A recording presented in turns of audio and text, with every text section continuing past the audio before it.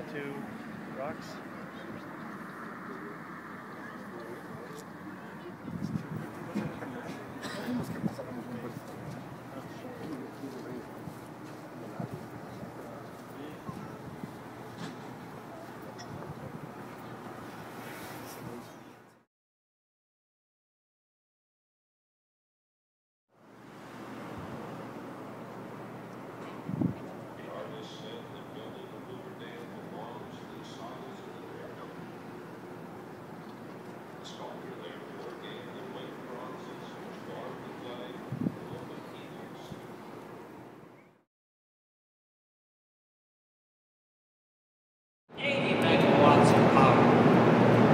Bureau of Reclamation, or rather the population